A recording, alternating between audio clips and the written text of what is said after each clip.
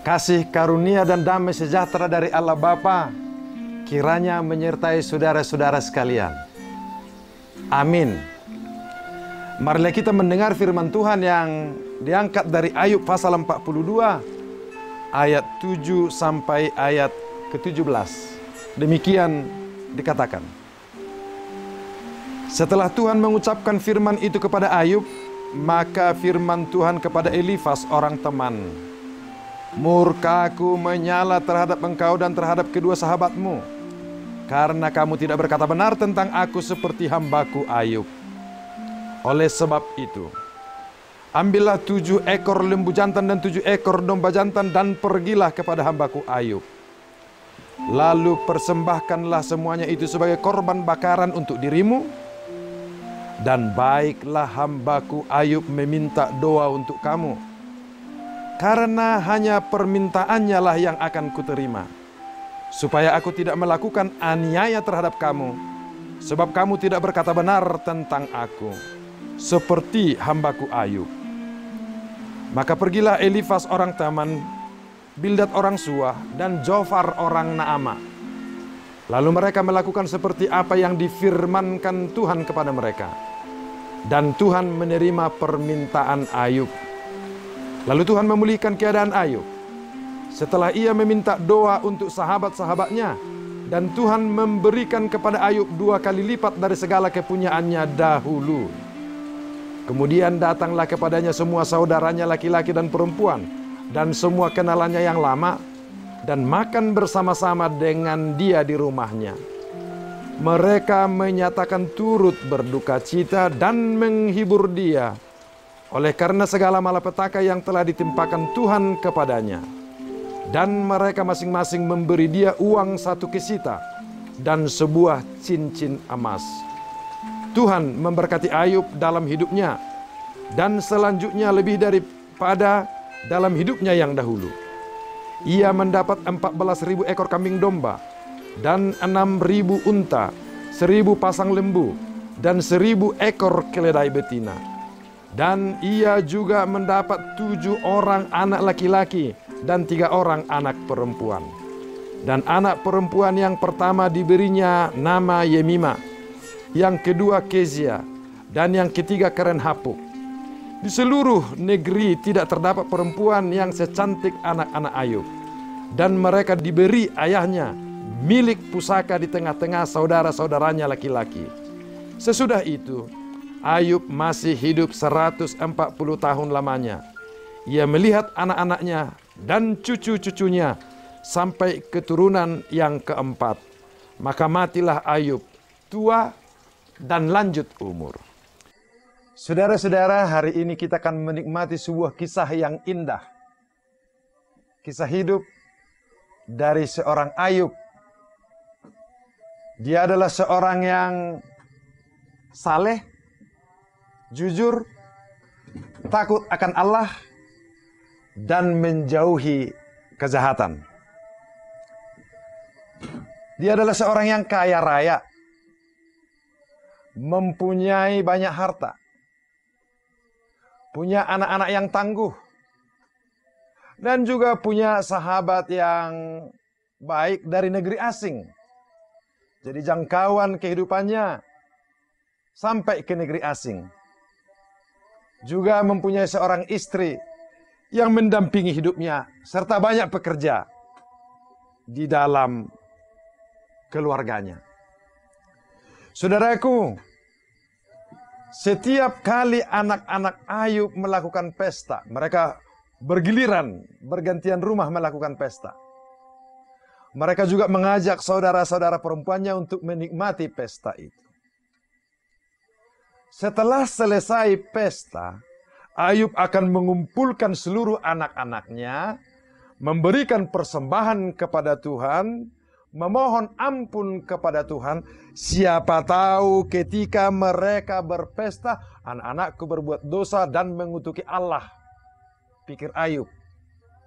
Lalu dia melakukan persembahan kepada Tuhan, memohon pengampunan dosa. Itulah fungsinya sebagai imam keluarga yang memelihara hidup kerohanian anak-anaknya dan seluruh isi rumahnya. seorang imam yang menjaga hubungan yang baik dengan Tuhan dan memelihara seluruh kekayaannya.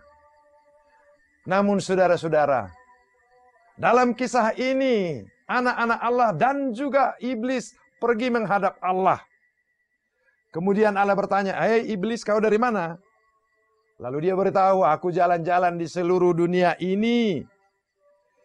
Tetapi aku tidak mendapat seorang yang lain pun yang luar biasa seperti Ayub yang takut akan Allah." Lalu iblis berkata, "Ya, dia takut kepadamu, taat kepadamu, karena dia engkau berkati.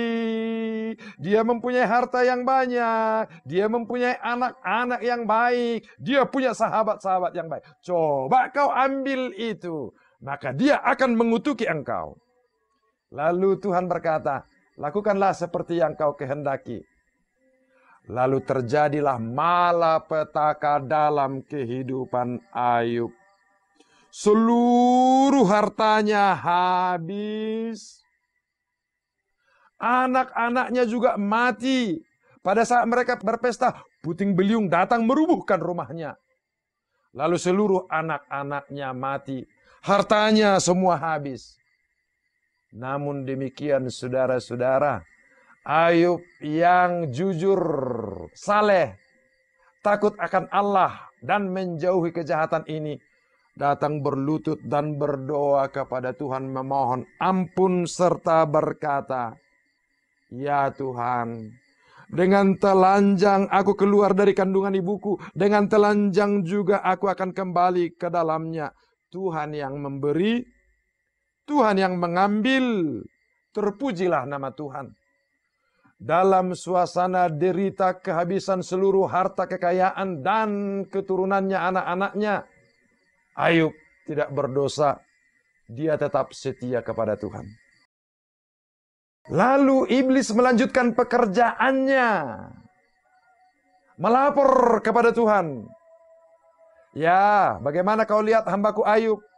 "Ya Tuhan, kulit ganti kulit, tulang ganti tulang.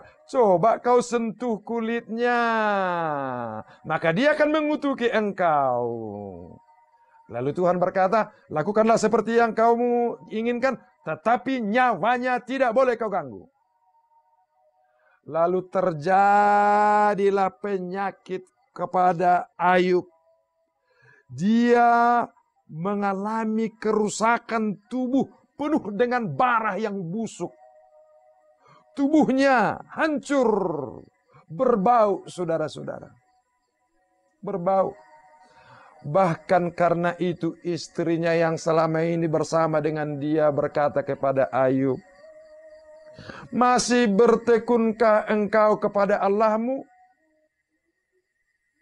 Kutukilah Allahmu, dan kemudian matilah." Betapa berat saudaraku. Adam berkata kepada Hawa yang seharusnya juga menjadi perkataan seorang suami kepada istri, "Ini adalah tulang dari tulangku, daging dari dagingku." Menandakan sudah satu tubuh, sudah satu jiwa, sudah satu kehidupan. Dalam pergumulan senang dan susah, dalam suasana sakit dan sehat. Tetapi kini istrinya mengatakan, "Masihkah engkau hidup saleh?" Tapi dalam hal ini, Ayub memilih setia kepada Tuhan daripada memilih perkataan istrinya. Sehingga dia berkata kepada istrinya, "Engkau berbicara seperti perempuan yang gila. Apakah kita mau menerima yang baik dari Allah, tetapi tidak mau menerima yang buruk?" Dalam kesemuanya itu, Ayub tidak berbuat dosa dengan bibirnya.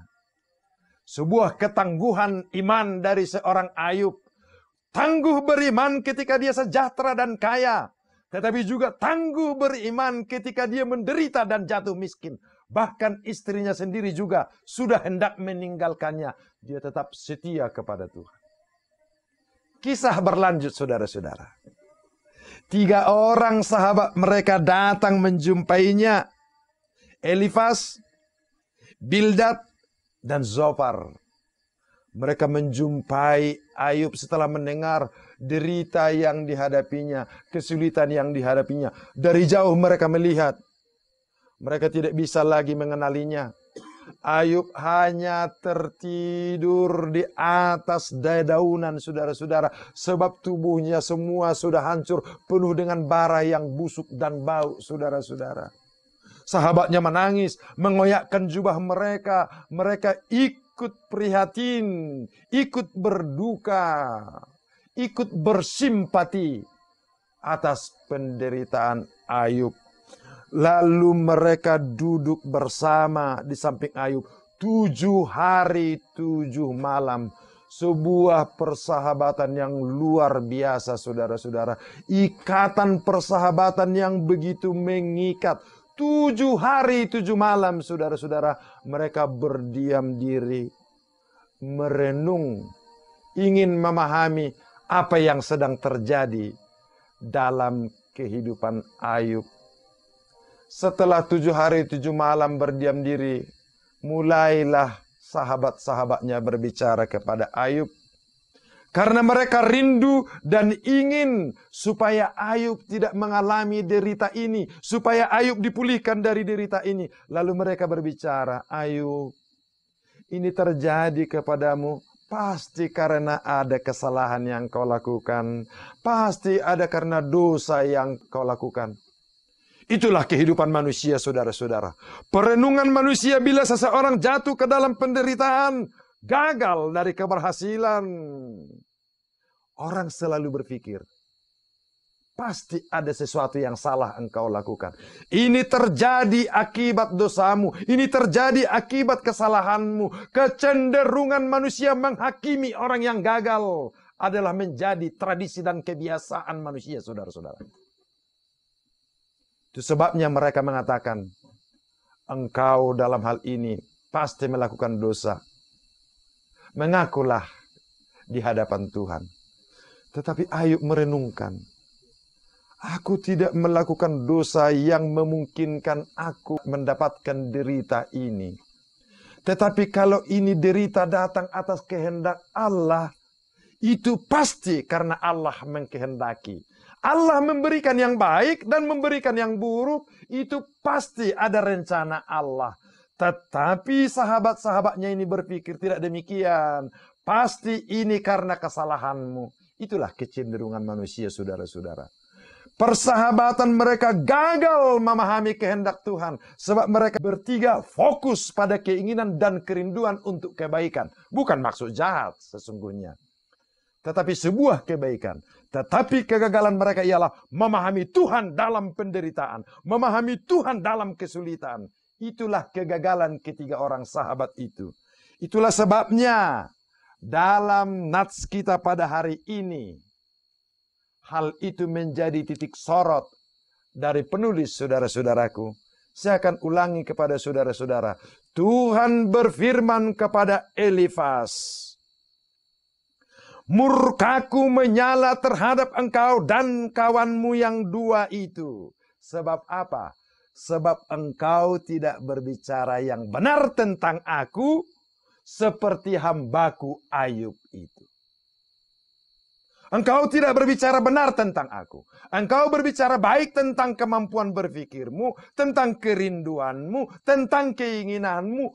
Tidak berbicara benar tentang aku, kata Tuhan. Oleh karena itu, ambillah lembu, ambillah domba, serahkanlah kepada Ayub untuk dipersembahkan kepadaku bagi pengampunan dosamu. Sebab hanya doa Ayublah yang kudengar, permintaannya lah yang kudengar, supaya aku membatalkan murkaku kepadamu. Saudaraku, Elifas, Bildad, dan juga Zofar melakukan sebagaimana difirmankan oleh Tuhan. Kemudian Ayub berdoa untuk mereka supaya Tuhan mengampuni. Inilah nilai persahabatan yang sesungguhnya, saudara-saudara.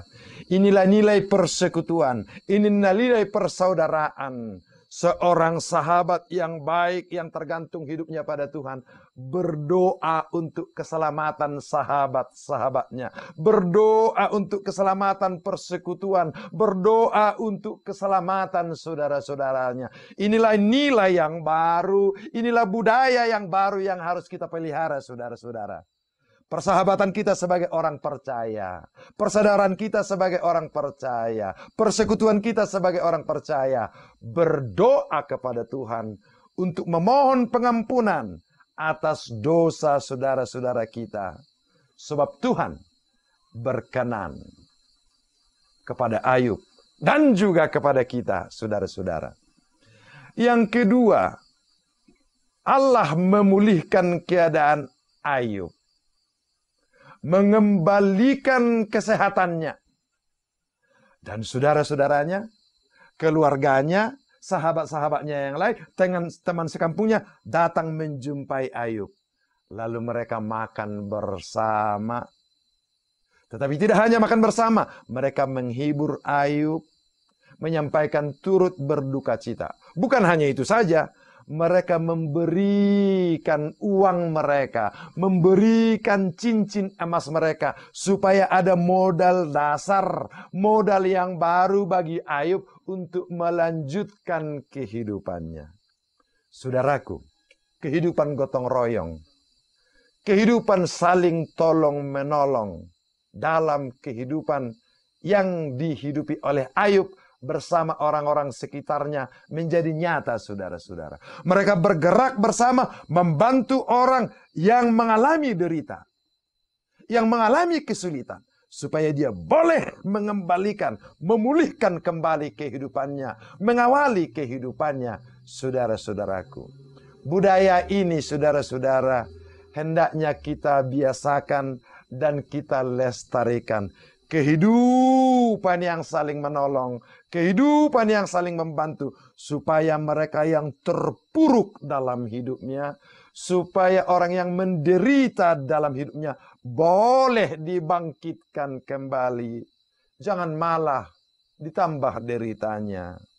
Ketika ada banyak orang yang menderita di sekitar kita, mengalami kesulitan, jangan lagi kita menambah kesulitannya, tetapi kita bangkit, menolongnya, membantunya, supaya dia bisa mengatasi kesulitan hidupnya.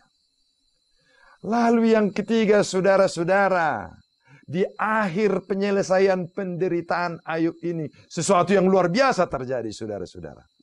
Allah mengembalikan 2 kali lipat dari seluruh hartanya.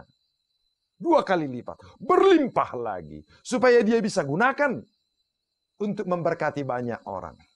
Tetapi lebih daripada itu, Allah memberkati Ayub dengan 7 orang anak laki-laki dan 3 orang anak perempuan. Saudaraku, sesuatu yang istimewa dalam kehidupan Ayub setelah dia bebas dari penderitaan itu dan diberkati Tuhan berlipat ganda. Dalam kisah ini mencatat, nama anak perempuannya lah yang dicatat. Nama anak laki-lakinya tidak dicatat. Hampir dalam semua budaya, nama anak laki-laki selalu dicatat, diingatkan, diceritakan, dipulihkan. Sebab itulah cerita turun-temurun. Tetapi perubahan budaya baru yang dilakukan oleh Ayub ialah nama anak perempuannya dicatat. Yemima, Kesia anak kedua, Karen Hapuk anak ketiga. Nama mereka dicatat, diceritakan turun-temurun. Itu menandakan bahwa kaum perempuan itu harkat dan martabatnya sekarang naik dan sama dengan kaum laki-laki. Bukan hanya nama mereka yang dicatat, saudara-saudara. Lihatlah. Kepada mereka Ayub memberi milik pusaka di tengah-tengah saudara-saudaranya laki-laki. Diberikan harta warisan. Diberikan mereka milik pusaka. Sama seperti saudara-saudara laki-lakinya. Dia tidak hanya mendapat undangan untuk pesta sukacita kaum laki-laki. Tetapi mereka mendapat harta warisan yang sama. Saudaraku, inilah budaya baru yang harus kita lestarikan. Yang harus kita tumbuh kembangkan. Apalagi kita sebagai Kristen Batak, saudara-saudara, yang mengutamakan kaum laki-laki dalam kehidupan keluarga. Sudah saatnya kita memperlakukan kaum laki-laki dan perempuan sama di tengah-tengah keluarga kita, di tengah-tengah masyarakat, di tengah-tengah gereja. Inilah kehidupan yang baru, kehidupan yang bebas dari derita, memasuki dalam kehidupan sukacita. Persahabatan di hadapan Tuhan, saling membantu dalam derita, memperlakukan laki-laki dan perempuan sama dalam hak mereka, baik dalam nama pun dalam harta warisan. Begitulah proses keindahan hidup orang percaya, saudara-saudara. Sebuah derita dilewati, memasuki masa sukacita. Itulah juga yang diwariskan, difirmankan, disampaikan oleh Tuhan Yesus kepada kita. Dia mengalami derita supaya kita memperoleh sukacita. Dia mengalami kematian supaya kita memperoleh kehidupan.